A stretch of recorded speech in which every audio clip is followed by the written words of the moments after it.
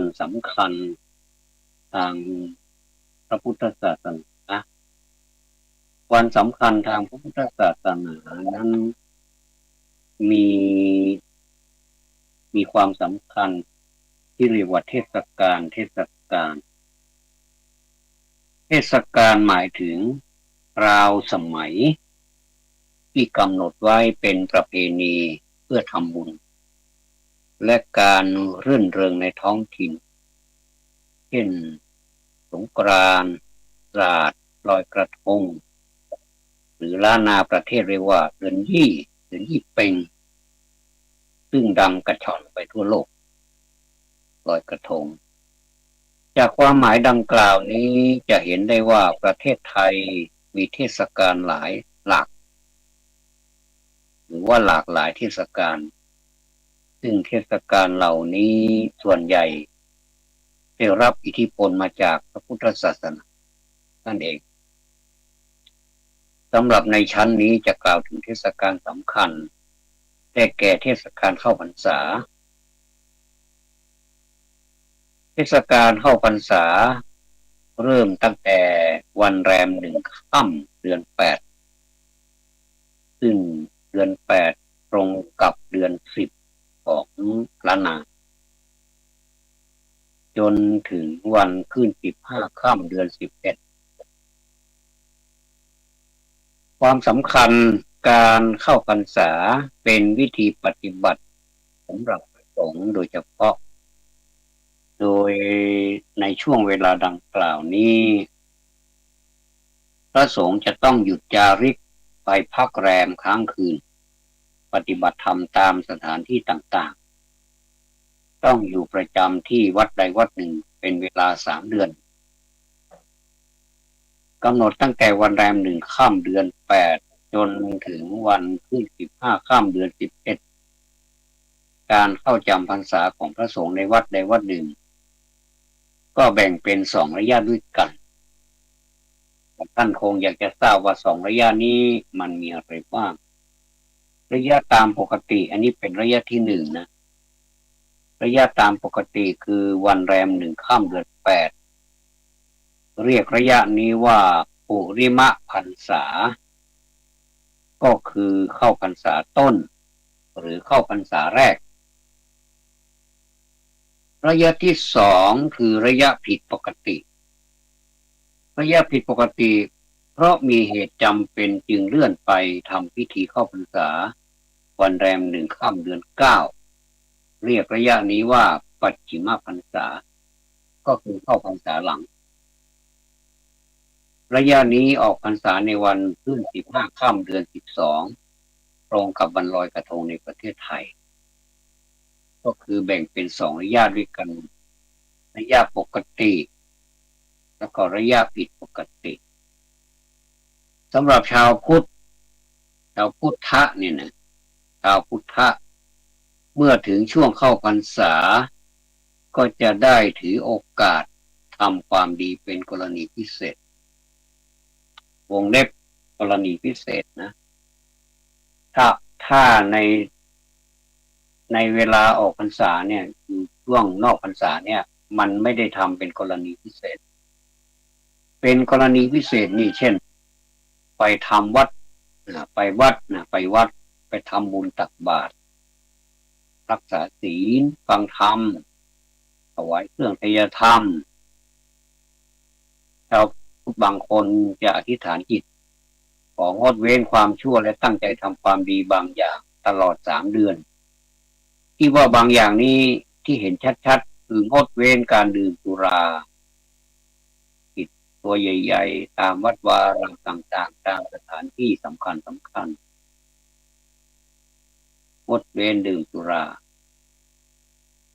เข้าพรรษางดเว้นดื่มสุราบางที่ก็ลดละเลิกแล้วก็งดเว้นการสูบบุหรี่ในวัดในวานี่ก็จะกำหนดให้ติดป้ายใหญ่ๆไว้เลยงดสูบบุหรี่สถานที่งดเว้นสูบบุหรี่งดเว้นการเล่นการพนันนี่ก็คิดดูถือว่าอะไรบ้างที่มันเป็นการพนันงดเว้นการทำเช่นนี้ ถือว่าเป็นการปฏิบัติธรรมที่เป็นกรณีพิเศษ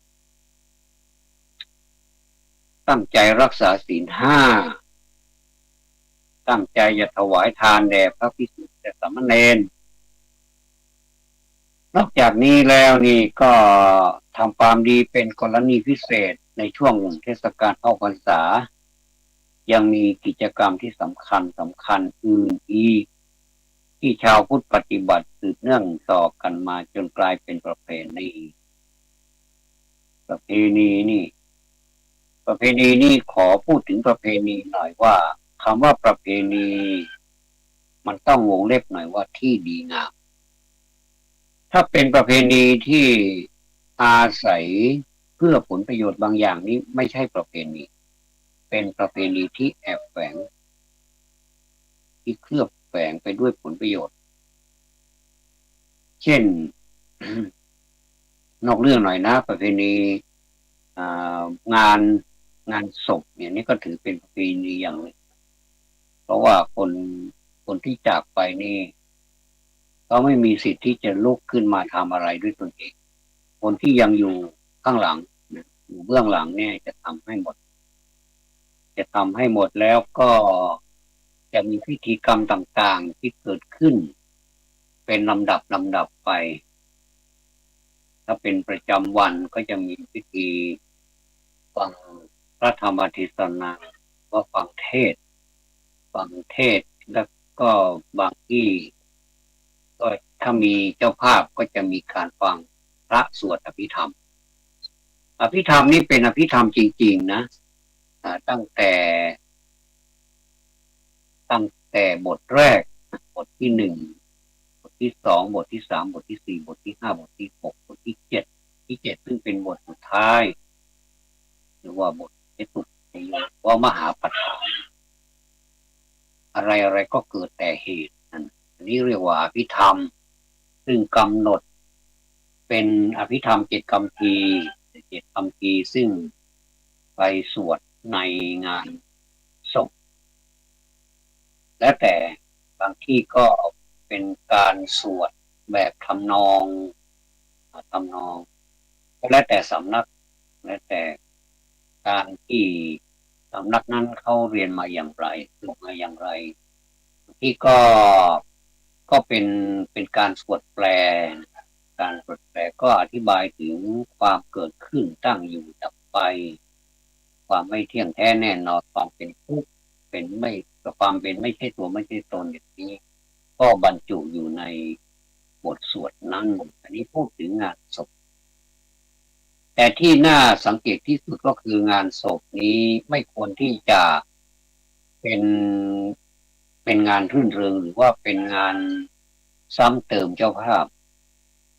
หลายที่เนี่ยเป็นการซ้ำเติมเจ้าภาพซึ่งกลับกลายเป็นประเพณีไปเสียแล้วคนก็เข้าใจว่างานศพนี้เป็นงานที่รื่นเริงและเป็นงานที่เจ้าภาพจะต้องจ่ายขอเท่าไหร่ก็ต้องจ่ายบางบางที่บางหลายเจ้าภาพหลายเจ้าภาพก็ก็มีแรงนะก็มีแรงจ่ายก็ไม่มีปัญหาอะไรแต่บางเจ้าภาพอันนั้นน่าสงสารนะสูญเสียบุคคลผู้เป็นที่รักไปยังไม่พอก็ต้องมารับผิดชอบภาระหนักอีกการจะไม่ทำตามนั้นก็เป็นประเพณีไปเสร็จแล้วก็จำเป็นต้องกัดฟันทนอยู่ทั้งน้ำตาที่ให้ที่ร้องไห้แก่ผู้เสียไปผู้จากไปแล้วยังไม่พอก็ต้องมากัดฟันทนแล้วก็ยิ้มทั้งน้ำตาให้กับสิ่งเหล่านี้อีกซึ่งไม่น่าจะเป็นภาระและก็ไม่น่าจะจำเป็นด้วยดังนั้นนี่เราต้องมาพิจารณาร่วมกันนะว่าอันไหนที่มันเกินไปหรือเปล่าเราก็ลดลงมาถ้าเลือกได้ก็เลิกไปลงไปดีกว่าถ้าเป็นบางที่เนี่ยนะที่ไปเห็นเนี่ยในเมืองเนี่ยในตัวเมืองเชียงใหม่เนี่ยบางวัดหลายวัดนะเขาทำเวลาที่เขาสวดศพเรียบร้อยนี่เขาจะปิดศาลาเลยนะศาลาบำเพ็ญศพศาลาศพแล้ว ญาติพี่น้องทั้งหลายนี้ไม่ได้นอนเฝ้าศพเลยนะไม่ได้นอนเลยแม้แต่คนเดียวไม่ได้นอนถึงเวลามันต้องกลับบ้านหมดเลยหมดภาระต้องกลับบ้านหมดแล้วก็วันพรุ่งนี้ค่อยว่ากันในเมืองนี้ก็มีเยอะก็ถือว่าเป็นระเบียบอย่างก็ถือว่าไม่ได้ไร้น้ำใจหรือว่าไม่ได้แรงน้ำใจแต่ประการใดถือว่าเป็นเรื่องที่เป็นความเป็นระเบียบเรียบร้อยเกิดขึ้นซึ่งมันเป็นการลดภาระแก่เจ้าภาพด้วยแล้วก็ไม่เป็นที่รำคาญของชาวบ้านด้วยหลายที่นี่เล่นเอะอะโวยวายจนชาวบ้านนี่เขารำคาญก็คนที่เป็นเจ้าภาพก็ไม่ได้หลับไม่ได้นอนไม่ได้พักไม่ได้ผ่อนพรุ่งนี้จะทำอะไรไปกับอะไรคือเป็นเรื่องไปหมดเลยพูดอะไรไม่ค่อยรู้เรื่องอันนี้ข้อฝากไว้ให้คิดนะไม่อยากจะว่าใครทั้งนั้นนะแต่ว่าฝากไว้ให้คิดเผื่อว่าคิดได้มันก็จะเป็นประโยชน์แก่ส่วนรวมแล้วก็ยังไม่พอก็เรื่องที่เอ่ออย่างอื่นอีกเยอะเลยนะอันนี้ก็เคยเขียนไว้ในหนังสือเดี๋ยวจะพิมพ์เป็นเล่มว่าอะไรที่มันควรไม่ควรอย่างไรจะแก้ไขตรงไหนปรับปรุงตรงไหนส่งเสริมตรงไหนให้มันดีขึ้นนะก็ก็ช่วยกันคิดเพราะว่าสังคมเป็นของเราทุกคนไม่ใช่เป็นของใครคนใดคนหนึ่งหรือว่าหมู่บ้านใดหมู่บ้านหนึ่งว่าจังหวัดใดจังหวัดหนึ่งไม่มันเป็นสังคมเป็นสังคมหรือรวมที่เราจะต้องช่วยกันอะไรที่มันน่าจะตัดทิ้งไปก็ตัดทิ้งไปจะไปทำอย่างนั้นอีกถ้าถึงทีเราบ้างถึงทีเราบ้างบ้านเราเรียกว่าถ้าถึงตาเอาห้องนี่เขาจะให้บ่ออกยิ้มเปื่อนๆให้บ่ออกตกตาเปิ้นเป็นที่ไข้หัวตกตาตัวเป็นที่ไข้ให้ใครก็ตามที่เคยมีงานศพมีญาติพี่น้องทั้งหลายผู้ที่จากไปเนี่ยนะจะรู้สึกทันทีว่าอะไรเป็นอะไรนะจะรู้สึกทันทีเลยอันนี้ก็ฝากไว้นะแล้วเราเข้ามาสู่เทศกาลหรือว่าวันเข้าพรรษานี่ก็จะมีกิจกรรมที่สำคัญอื่นอีกที่ชาวพุทธปฏิบัติสืบเนื่องต่อกันมาจนกลายเป็นประเพณีคือการถวายผ้าอาบน้ำฝนและการถวายเทียนพรรษาสมัยนี้เป็นสมัยที่ต้องใช้เทคโนโลยีเขาช่วยเทียนพรรษานี้ก็มีอยู่กันก็มีก็มีขายอยู่กันแล้วก็มีคนซื้อไปถวายอยู่กันยังไม่หมดนะก็ถือว่าก็ไม่เป็นไรก็จะถวายเทียนก็ได้จะถวายอย่างอื่นก็ได้ซึ่งมันเป็นประโยชน์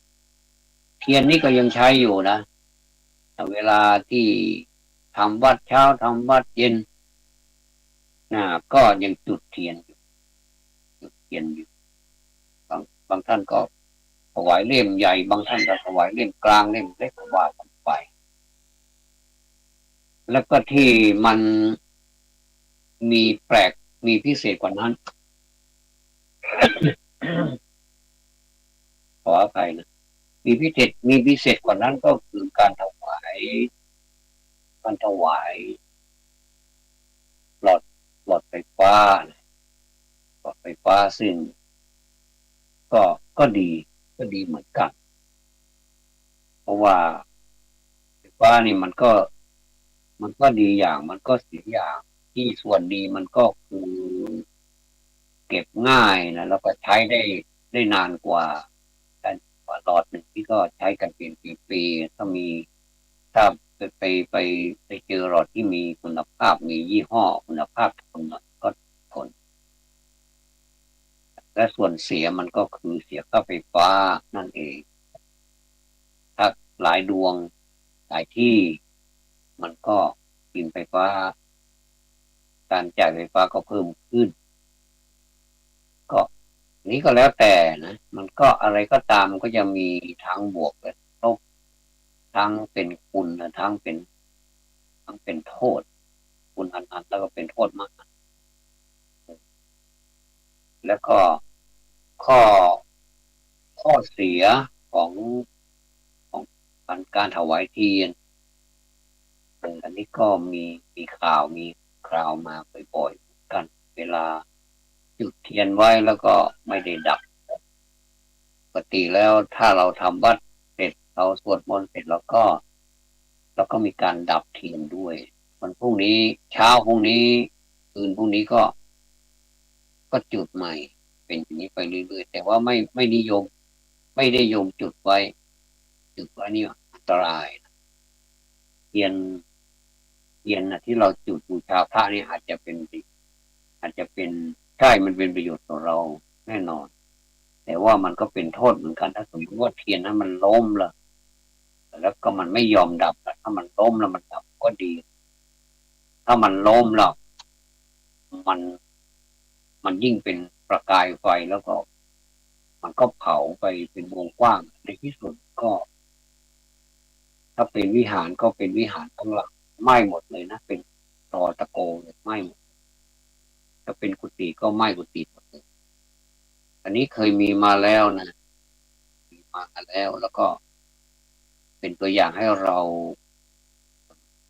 เป็นอุทาหรณ์ให้เราได้คิดว่าต้องระมัดระวังเป็นพิเศษถ้าจุดเทียนเนี่ยเพราะมันมีโอกาสที่จะเผาทุกอย่างที่ขวางหน้าได้จนไม่มีอะไรเหลือเลยจะไปโทษใครก็ไม่ได้ จะไปโทษผู้ถวายก็ไม่ได้อีกก็ก็รับผิดชอบร่วมกันดูแลร่วมกันถือว่าสิ่งที่มีอยู่เนี่ยมันเป็นสิ่งสาธารณะเป็นสิ่งที่ส่วนรวมเขาสร้างไว้ให้ไม่ใช่ของใครคนใดคนก็ฝากไว้ก็แล้วกันอันนี้คือข้อดีข้อเสียข้อดีก็คือให้แสงสว่างเหมือนกันแล้วก็การจุดเทียนที่ทำให้เราเกิดสมาธินะแต่ว่าเป็นสมาธิได้อย่างไรเพราะว่าแสงเทียนนี่มันเป็นแสงที่มันอยู่ในที่จำกัดไม่ได้แผ่ซ่านไปเหมือนกับแสงไฟก็อยู่แค่นั้นถ้าเรานั่งสมาธิเรานั่งต่อสมาธิต่อแสงเทียนเนี่ยมันทำให้เกิดสมาธิได้ง่ายแล้วก็นานแล้วก็ไม่ไม่เปลืองอะไรมากเทียนเล่มหนึ่งถ้าเล่มใหญ่ๆนี่บางทีจุดทั้งพรรษายังไม่หมดเลยนะท่านผู้ฟังยังไม่หมดเลยเล่มหนึ่งก็ไม่เท่าไหร่คู่หนึ่งก็ไม่เท่าไหร่แต่ว่าก็สวยหลายที่เนี่ยโดยเฉพาะถ้าภาคตะวันออกเฉียงเหนือเนี่ยเทียนเนี่ยเขาใช้เป็นการประกวดกันเป็นการเทียนเขาเรียกว่าอะไรนะเป็นการแห่เทียนพรรษาที่ยิ่งใหญ่จำปีในภาคเหนือของเราก็มีเหมือนกันแห่เทียนการถวายเทียนการแนะนัดแนะกันไปรับเทียนมาประจำนะครับที่ที่วัดโดยมีตัวแทนข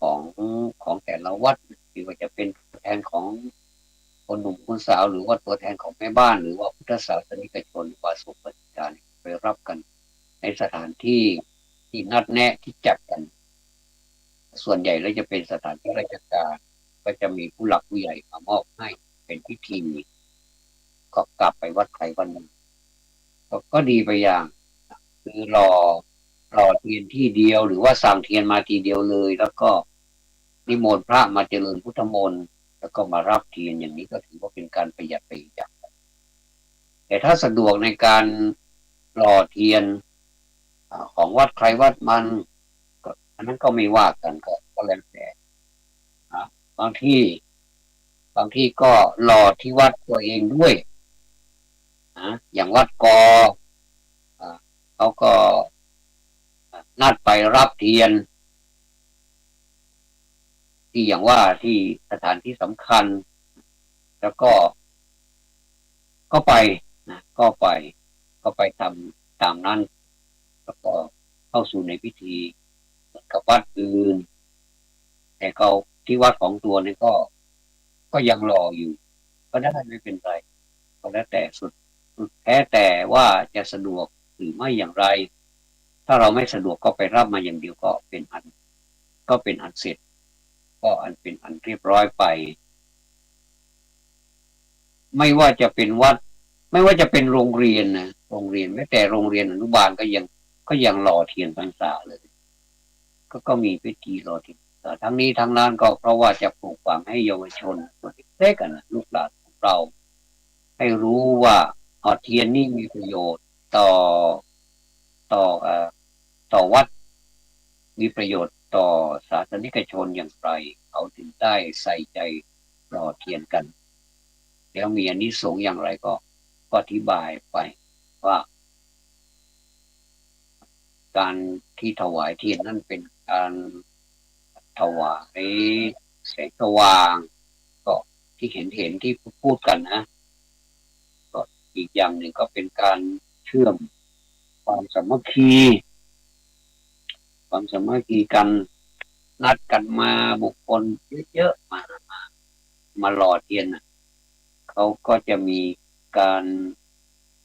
เอ่อเขาเรียกว่าการหล่อเทียนนี่ก็สนุกเหมือนกันนะก็คือการตักขี้ผึ้งเหลวอะที่มันยังอ่อนๆเป็นน้ำแล้วก็ใส่ลงไปในเบ้าหลอดเทียนแล้วก็เสร็จเรียบร้อยแล้วไส้เทียนมันจะอยู่ในนั้นเสร็จเรียบร้อยแล้วก็คนทำนี่เขาก็จะทำนานมากกันก็ก็จะใส่ในเบ้าหลอมนี้จะเอาเล่มใหญ่เล่มเล็กก็อยู่ที่ตัวเบ้าหลอมอีกทีตัวพิมพ์เขาเรียกว่าตัวเบ้าหลอมก็ใส่ลงไปเติมไปจนเต็มแล้วก็รอมันแห้งก็จะออกมาตามรูปแบบที่กำหนดไว้บางหลายที่ก็จะกำหนดเป็นเอ่อรูปสารพัดนะจนโอ้มากมายเลยเป็นลวดลายต่างๆลายไทยบ้างอะไรบ้างบางทีก็เรียบผิวเรียบก็มีนะก็ถือว่าเป็นศิลปะของคนไทยที่มีความสามารถที่ทำให้ที่พึ่งเนี่ยออกมาในรูปแบบของเทียนซึ่งมีลวดลายงดงามนะเป็นลายไทยบ้างเทพนมบ้างสารพัดลายนะก็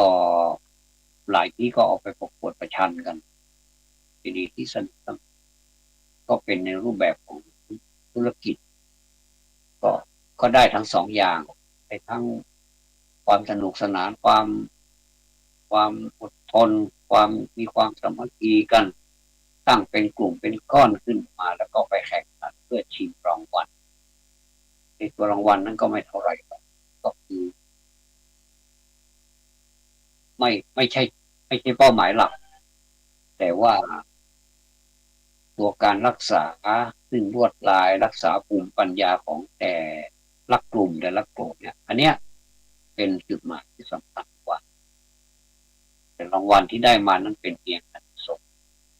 ปล่อยได้จากการประกวดบางที่ยังไม่ได้ยังไม่ได้มีการประกวดมีเงินรางวัลอะไรเลยแต่มีถ้วยมีโล่มีอะไรให้ประกาศเกียรติคุณเป็นปีไปครับมันที่มันได้มันก็คือชื่อเสียงเกียรติยศและความภูมิใจก็ดีไปอย่างประเทศไทยนี่ไม่เหมือนประเทศใดๆในโลกมีความวิจิตรพิสดารมีความกระตือรือร้นในพิธีกรรมต่างๆนี่ค่อนข้างที่จะมากแล้วก็ถึงแม้ว่าจะมีอุปสรรคมีโรคภัยไข้เจ็บอะไรเบียดเบียนแต่คนไทยนี่ก็ยังหาโอกาสทำอยู่ได้ข่าวว่าตอนนี้โรคโควิด-19นี่ก็เบาบางลงไปก็มีหลายพื้นที่ที่ไม่ต้องใส่แมสในที่โล่งแจ้งแต่ถ้าไปที่มันในที่คับแคบหรือว่าในที่ชุมชนที่มีการเสี่ยงก็ต้องมีการใส่อันนี้แสดงว่าเป็นการผ่อนคลายพูดถึงภูมิปัญญาแล้วอดไม่ได้ที่จะพูดถึงภูมิปัญญาของคน ไทยเนี่ยน่านับถือจริงๆว่าทำได้อย่างไรไม่ว่าจะเป็นการทำลวดลายของเทียนไม่ว่าจะเป็นทำอย่างอื่นเนี่ยอย่างอื่นๆเนี่ยทำได้ทั้งนั้นเลยเนี่ยจริงๆแล้วคนไทยนี่เป็นคนเก่งนะเป็นเป็นเผ่าพันธุ์ที่เก่งมากเผ่าหนึ่งซึ่งไม่น่าเชื่อเลยว่าจะทำได้อย่างไรบางทีเราก็คิดว่าอันนี้เป็นของนอกเป็นของต่างประเทศแต่แท้ที่จริงแล้วเป็นของคนไทยทำจริงๆเพราะฉะนั้นนี่สิ่งที่น่าภูมิใจมากที่สุดก็คือโดยรวมแล้วคนไทยนี่เป็นคนเก่งฉลาดเป็นคนที่มีไหวพริบปฏิภาณไม่แพ้คนไม่แพ้ชนใดในโลกนี้เลยเพียงแต่ทางกายภาพมีตัวอาจจะเล็กไปหน่อยแต่ก็ไม่เป็นไรแต่สมองนี่ใหญ่มากความคิดใหญ่โตมากคิดเล็กคิดน้อยก็เป็นเรื่องของคนไทยคิดบวกคิดลบก็เป็นเรื่องของคนไทยแต่เราก็เลือกเอานะว่าเราจะคิดแบบในยามใดที่เราจะคิดบวกเราก็จะสอนกันคิดบวกเอาไว้อะไรที่มันจะเกิดมันก็เกิดแหละอะไรที่มันจะทำให้มันดีขึ้นมันดีอะไรที่มันผ่านไปก็ให้มันผ่านไปนี่คือคนไทยจะสอนกันอย่างนี้แม้แต่เข้าไปในวัดวาอารามพระขึ้นเทศ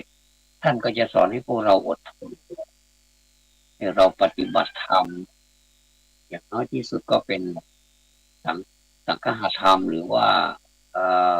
คารวะธรรมคารวะธรรมซึ่งต้องนำไปปฏิบัติถ้าถ้าผู้ใดปฏิบัติคารวะธรรมได้นะผู้นั้นคุณพิเศษเลยแล้วก็ทำอื่นๆอีกมากมายที่เราจะเลือกปฏิบัติได้ซึ่งถ้าปฏิบัติได้มันสนุกมากเลยถือว่าเป็นเรื่องสนุกท้าทายว่าศักยภาพของเราที่จะไปปฏิบัติธรรมเนี่ยมันได้ไหมในขณะที่เราศักยภาพอื่นๆที่เราสามารถทำได้จิตใจของเรานี่สุดยอดจริงๆไม่ว่าจะเป็นของที่ยากแค่ไหนเล็กแค่ไหนใหญ่แค่ไหนเราก็ทำได้นี่คือคนไทยคือคุณสมบัติของคนเผ่าหนึ่งโลกนี้ซึ่งในประเทศไทยของเรานั้นก็มีอยู่หลายเผ่าแต่เราก็หลอมรวมกันเป็นหนึ่งเดียวเป็นประเทศไทยเรารักเราเคารพเรานับถือกันแล้วเราก็ไม่เกี่ยงว่าใครจะมาจากไหนอายุเท่าไหร่ศาสนาอะไรเป็นคนพื้นราบหรือเป็นคนดอยบนเขาจะเป็นคนเผ่าไหนเราก็รักกันตอนนี้ไม่ใช่ตอนนี้นานมาแล้วว่าคนทุกเผ่าเนี่ยหลายเผ่าเนี่ยก็ไปอยู่ด้วยกันก็ก็เป็นอันเดียวหนึ่งอันเดียวกันไปก็คือแต่งงานกันแล้วช่วยกันทำมาหากินเวลาถ้าเราไปดูสารคดีเนะมันมันจะสวยงามมากเลยระหว่างต่างเผ่านี้มาแต่งงานกันก็บางทีเราใหม่ๆที่เราไม่เชื่อเลยนะว่าเขาจะอยู่กันได้ยังไงมันพูดคนละภาษาพูดไม่ก็รู้เรื่องนะแต่ว่าอยู่ไปอยู่มาเนี่ยเข้ากันได้เข้ากันดีแล้วก็ทำมาหากินขึ้นทำอะไรก็ได้ตังค์หมดเลยมีมีฐานะที่ดีแล้วก็อยู่ในเขาเรียกว่าอยู่ในสถานที่ดีอากาศก็ดีพื้นที่ก็สวยไร่นาเลือกสวนอะไรมันเป็นธรรมชาติอะนะเราดูแล้วเราก็ฝันอยากจะอยู่แบบกันแล้วก็เขาก็ขวนขวายหาอะไรมาทำเป็นดำเนินธุรกิจเราเราดูข้างนอกนี่เหมือนกับเป็นธุรกิจเล็กๆกับไม่ยิ่งใหญ่อะไรนะขายกาแฟอย่างเนี้ยนะขายกาแฟขายอะไรอ่ะต่อมีอะไรอีกอ่ะทำกันบนดอยนะแล้วก็เชิญชวนนักท่องเที่ยวทั้งหลายเลยขึ้นไปเที่ยวเขาก็ไปพักอาศัยอยู่หลายวันบ้างไม่หลายวันบ้าง แล้วก็สั่งอาหารกินสั่งกาแฟมาดื่มแล้วก็แนะนำให้รู้จักสถานที่โอ้มันมีความสุขเหลือเกินอันนี้ก็เรียกว่าเป็นที่อะไรเรียกว่า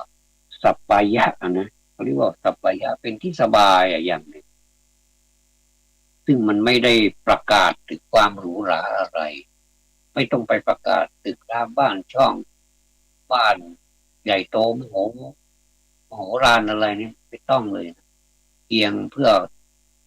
ทำไปให้เข้ากับบรรยากาศกับธรรมชาติให้อยู่กับธรรมชาติได้เป็นให้พยายามให้เป็นอันหนึ่งอันเดียวกันไม่ได้ป่าเนี่ยมันก็จะเป็นพื้นสีเขียวสวยงามมากเลยบ้านก็แบบเรียบๆไม่ต้องไปหรูหราอะไรมากแต่ว่าก็มั่นคงมั่นคงสวยงามแล้วก็ทำมากับมืออย่างเงี้ยก็เราดูแล้วก็เพลินก็อยากจะเป็นอย่างนั้น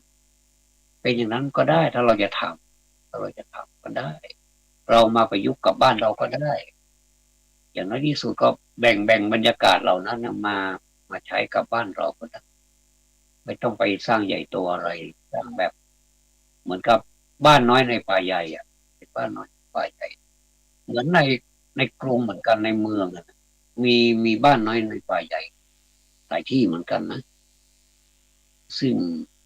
เราไม่คิดเลยว่าจะมีอย่างนี้ในเมืองหลวงเขาก็จะมีต้นไม้เยอะๆมีเอ่อการเป็นอยู่ที่สมถะนะเหมาะสำหรับการบำเพ็ญเพียรภาวนาการนั่งสมาธิปฏิบัติธรรมอะไรเนี่ยมีหลายที่ส่วนมากจะเป็นสำนักอย่างขออนุญาตเอ่ยนามท่านล่วงไปแล้วก็อย่างเวทีสันตนีที่เป็นต้นก็จะดูแล้วมันมีความสบายตาเหมาะสำหรับการที่จะไปปฏิบัติธรรมนี่ก็มีท่านผู้ฟังทั้งหลายมันพูดไปพูดมามันอดไม่ได้ที่จะพูดถึงบรรยากาศการเป็นอยู่เพราะว่าการเป็นอยู่เนี่ยมันหมายถึงชีวิตของเราในอีกมิติหนึ่งก็คือเป็นส่วนหนึ่งของชีวิตที่เราจะต้องพบเจอมันทุกวันชีวิตของเราเนี่ยอ่ามันมันทั้งสุขทั้งทุกข์มันก็รักคนกันไปมันก็สนุกดีนะเดี๋ยวก็ตายเดี๋ยวก็เกิดเดี๋ยวก็เจ็บเดี๋ยวก็สบายเดี๋ยวก็ไม่สบายเดี๋ยวก็หิวมันมีครบทุกรสชาตินะถ้าคนเรานี่มีแต่ความสบายนะไม่มีความทุกข์สักบ้างเนี่ยนะมันก็ชีวิตนี้คงจะจืดนะจืดชืดไม่มีรสชาตินะมันเหมือนกับของกินเราเนี่ยนะจืดชืดเมื่อไรก็แกงจืดต้องมีเมื่อมีแกงจืดมันก็ต้องมีน้ำพริกน้ำปลามั่งบีบมะนาวใส่หั่นพริกขี้หนูใส่แล้วก็มีกระเทียมนิดหน่อยซอยกระเทียมเข้าใส่แล้วก็ใส่น้ำปลาลงไปมันก็จะได้รสชาติเปรี้ยวๆเค็มๆเผ็ดฉุนกระเทียมเนาะแล้วก็ต้องกินกับข้าวสวยนะข้าวสวยร้อนๆเนี่ยข้าวหุงร้อนๆตักจากหม้อที่หุงเลยแล้วก็มากินกับนะไม่ว่าจะเป็นกับอะไรเนี่ยที่มันจืดๆที่ว่าจืดๆเนี่ยนะหรือจะเป็นแกงจืดไม่ว่าจะเป็นแกงเผ็ดอะไรต่างๆเนี่ยนะแกงเขียวหวานอะไรเป็นต้นคนไทยทำเก่งอยู่แล้วนะถนัดอยู่แล้วนะแล้วก็เราก็ไม่ได้กินแกงกับข้าวอย่างเดียวมันก็ต้องมีน้ำพริกน้ำปลานี่เข้าไปกินด้วยเข้าไปร่วมด้วยแล้วก็ฟันของเรานี่เข้าไปบดกับพริกด้วยบดกับกระเทียมด้วยแล้วก็รับรสชาติของน้ำปลาด้วยเนี่ยมะนาวอีกโอ้โหแล้วก็ข้าวร้อนๆนะโอ้โหเอ้ยมันสวรรค์จริงๆสวรรค์ในการกินนี่มันก็สวรรค์เหมือนกันนะถ้าจะกินให้เป็นนรกก็ได้ให้กินสวรรค์ก็ได้แต่เวลาคนเรากินนรกเนี่ยแต่เป็นสวรรค์นี่มีไม่มีอย่างเขาไปซื้อน้ำพริกนรกมากินไงมันอร่อยก็เลยกลายเป็นสวรรค์ไปเลยไม่ใช่น้ำพริกนรกนะเป็นน้ำพริกสวรรค์ไปในพริบตาเลยแต่ชื่อของมันนั้นเป็นน้ำพริกนรก น้ำพริกนรกนี่ความเข้าใจของผมนี่คิดว่ามันคงจะเผ็ดแบบไม่ปราณีประใสเลยนะเผ็ดแบบสุดๆคือเราจะกินมากมันก็นรกมากถ้ากินน้อยมันก็นรกน้อยอันนี้นี่ความคิดเล่นๆนะอย่าไปเอาสาระอะไรมากเลยเนี่ยพอกินเข้าไปแล้วโอ้มันรู้สึกอร่อยกลายเป็นสวรรค์ไปเลยสวรรค์ในอกนรกในใจนะสวรรค์ที่ลิ้นของเรานี่ก็คือการรับประทานอาหารวันนี้รับประทานอาหารอร่อยก็ถือว่าโอ้โหเป็นสวรรค์เลยแต่เมื่อวานนี้ไม่เคยเข้าท่าเท่าไหร่ก็กลายเป็นแบบกินไปอย่างนั้นแหละเอาใจภรรยาเอาใจสามีกินไปหมดคาบไปให้มันหมดมือไปอย่างนี้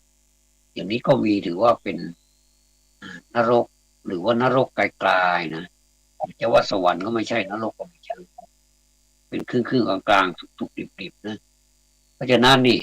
การกินของคนไทยเราเนี่ยมันก็มีความสำคัญเหมือนกัน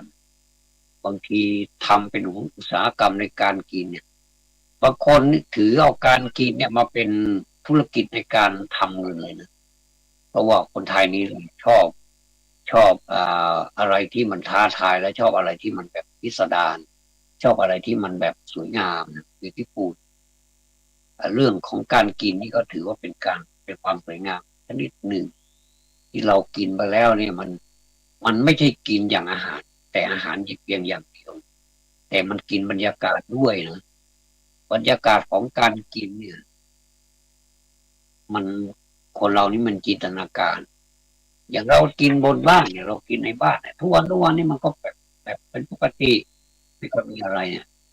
แต่ถ้าเราจะจินตนาการด้วยบอกเหมือนกับตอนนี้เรานั่งอยู่กลางทุ่งมองไปทางไหนก็ข้าวนี่กำลังเขียวขจีเต็มทุ่งไปหมดเลยกว้างขวางยาวสุดลูกหูลูกตานะกลางทุ่งแล้วก็อยู่ในกลางทุ่งมันนะแล้วก็กินก็กินอร่อยด้วยกลางทุ่งกลางนาเนี่ยกินอร่อยด้วยโอ้กินอะไรก็อร่อยนะสมัยก่อนนี่กินทั้งพริกนะทั้งพริกตาแดงเนี่ยแล้วก็มีผักกาดดองเนี่ยนะเรามีข้าวเหนียวสักหน่อยแล้วก็เวลาเรามากินข้าวนี่แม้จะล้างมือยังไงแล้วก็มากินข้าวเนี่ยข้าวมันจะติดมือนะแล้วเราก็อ่ากินน้ำพริกแล้วก็ผักกาดดองเข้าไปมันจะเปรี้ยวๆหวานหวานอะไรเปรี้ยวๆเค็มเผ็ดแล้วก็อากาศมันก็ร้อนมันเข้ากับบรรยากาศดีก็บางทีก็มีผัก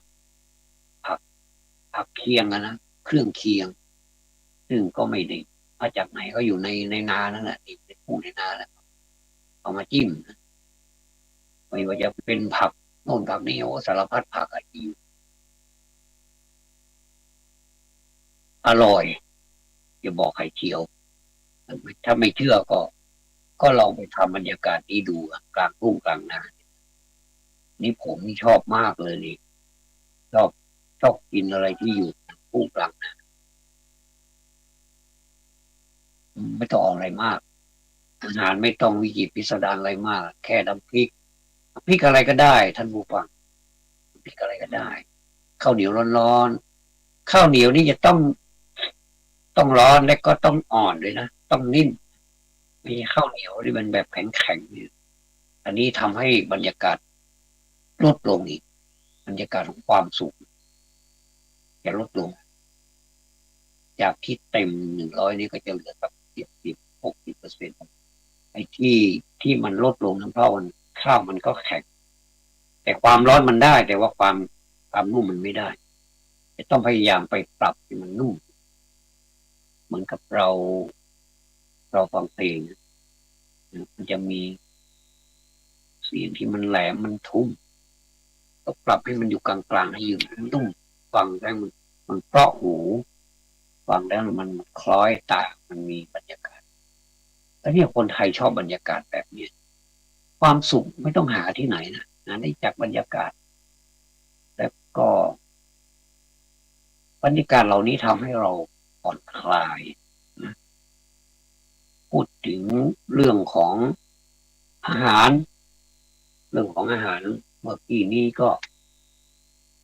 ขนาดกินข้าวมาแล้วนะเนี่ยยังหิวอีกก็ก็อยากจะกินอีกก็คือก็กินข้าวอร่อยหมูนี้กินข้าวอร่อยจริงๆไม่รู้เป็นอะไรกินข้าวกับน้ำพริกโดยเฉพาะน้ำพริกแล้วก็มีผักเครื่องเคียงก็นั่งกินกันไปไม่ต้องมากหรอกมีน้ำพริกถ้วยหนึ่งมีมีผักจานหนึ่งมีข้าวเหนียวผักจานโอ้กินกันเป็นโอ้อร่อยจริงๆนะเอาเอาอาหารอร่อยอื่นๆมาแลกก็ยังไม่เอานะมันไม่ยอมนี่คือบรรยากาศการกินถ้าเราไม่มีบรรยากาศแบบนั้นเราก็จินตนาการเราจินตนาภาพจินตภาพเอาในใจเรามองภาพว่าเราเหมือนเราอยู่ในท่ามกลางของบรรยากาศที่ว่ากันเนี่ยทุ่งนาในป่าไม้ในภูเขาอะไรเนี่ยในดอยในใกล้น้ำตกอะไรเนี่ยนะโอ้จะอร่อยมากเลยอะสมมติว่าพูดไปพูดมาพูดถึงเข้าพรรษาพาไปพูดถึงเรื่องการกินผมก็เป็นซะอย่างนั้นแหละนะก็ไม่เป็นไรนะก็ถือว่าเป็นอ่าเป็นบรรยากาศที่เราควรจะมีเพราะว่าคนเราเนี่ยนะมันไม่มีอะไรมากไปกว่านี้แล้วนะครับ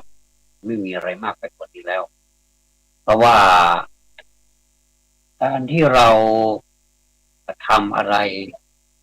คิดอะไรแล้วก็พูดอะไร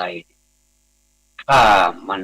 มันมันมีความสุขทำให้เรามีความสุขก็คือความสุขได้ง่ายๆก็ไม่ต้องไปขายไปตีเป็นมูลค่าเงินต้องอะไรต้องเลยก็จะเกิดความสุขได้ในพุทธศาสนาของเราก็สอนให้เกิดความสุขอยู่แค่นี้เองไม่ต้องไปขวัญขวายอะไรจากความสุขที่เกิดจากสิ่งวัตถุภายนอกให้มากนักบางทีวัตถุภายนอกเนี่ยนอกจากทำให้เราเกิดความสุขแล้วอันนี้ยอมรับว่าเกิดความสุขจริงๆแต่ว่าก็จะมีความทุกข์แฝงเข้ามาด้วยแล้วก็เป็นก้อนใหญ่ด้วยนะไม่ว่าจะเป็นบ้านหลังใหญ่ไม่ว่าจะเป็นเงินก้อนใหญ่อะไรก็ตามมาที่มันเป็นใหญ่ๆเนี่ยนะเมื่อมันมีความสุขใหญ่ๆมันก็มีความทุกข์ใหญ่ๆด้วยกันในวันนี้